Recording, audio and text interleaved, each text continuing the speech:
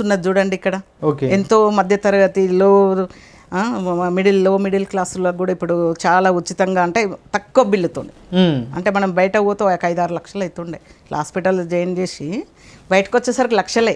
Okay. ఎక్కడ కూడా వేలతో బయటకు వచ్చింది లేదు. కూడా చాలా తక్కువ మనీతోని మనకు హెల్త్ చేయడం కానీ, ఇప్పుడు జన్ధన్ ఖాతాలు కానీ, మహిళా గ్రూపులకు రావడం కానీ, అన్నీ కూడా ఏది లెక్కేసుకున్నా కూడా మనం తీసుకున్నా కూడా చాలా వరకు అన్నీ కూడా ఉపయోగపడేది.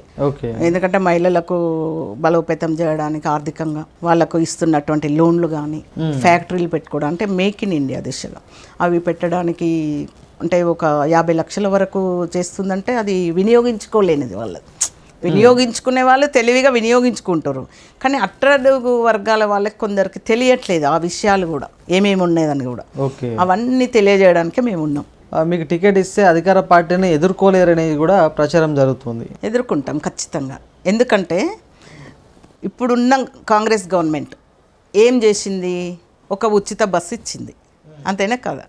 మహిళలకు ఇస్తా అన్న డబ్బులు ఇవ్వలేదు, స్టూడెంట్కు ఇస్తా అన్న ఇవి ఇవ్వలేదు, రైతు బంధు అని చెప్పి 1-2 సార్లు వేసి మాయమాటలు చెప్పి బంద్ పెట్టింది. 5 అన్నది 10 అన్నది మొన్న ఎకరానికి వేసామని పేపర్లు ఇచ్చుకున్నారు. వాళ్ళు వేసింది ఎంత? 1 ఎకరం. ఇప్పుడు మోదీ ఎక్కడ ఇవ్వలేదండి? మోడీ ఇస్తా అన్న రైతులకి 6,000 ఖచ్చితంగా, 2 ఎకరాలున్నా, ఎకరం ఉన్నా, 10 ఎకరాలున్నా ఇస్తుండు. ఇప్పుడు కాంగ్రెస్ గవర్నమెంట్ ఇస్తున్న ఏది కూడా ఇవ్వలేదు. ఏమి ఇచ్చిందని? ఒక ఫ్రీ బస్ తప్ప నాకేం కనబడతలేదు. ఫ్రీ బస్ ఇవ్వద్దా? ఫ్రీ బస్ ఇవ్వద్దా అని అనట్లేదు, అది ఎవరికి ఉపయోగమో వాళ్ళకి ఇవ్వండి. కానీ పని పాట లేని వాళ్ళకు తిరిగి మళ్ళీ జెంట్స్కి డబల్ ఛార్జీలు పెంచి, అంటే ఎట్లాగూ ఆడ వెనుక మొగాయన వచ్చింది అనుకో, ఈ మంది కూడా ఆయనకు వసూలు చేసేటట్టు ఛార్జీలు పెంచి అట్లా. అంటే ఇప్పుడు ఉద్యోగస్తులు ఉంటారు, అప్ అండ్ డౌన్ చేసే వాళ్ళు ఉంటారు, అంటే కొన్ని బస్సులు పెట్టాలి. నేను పెట్టొద్దు అనట్లేదు, పెట్టాలి. కానీ కొన్ని ఉద్యోగస్తులకు కూడా ఇబ్బంది కూడా అవుతున్నది. మహిళలే వాళ్ళు కూడా, వాళ్ళు ఉద్యోగానికి వెళ్ళాలి, వాళ్ళు బైక్ మీద లాంగ్ వెళ్ళలేరు, బస్సులే వెళ్తారు. బస్సులు వెళ్ళాలంటే ఎలా? ఇప్పుడు ఈ ఏమంటారు, జుట్లు పట్టుకొని పీకడాలు, ఇవన్నీ మనం ఎన్ని వీడియోలు చూస్తలేము, అవే జరుగుతున్నాయి. ఓకే.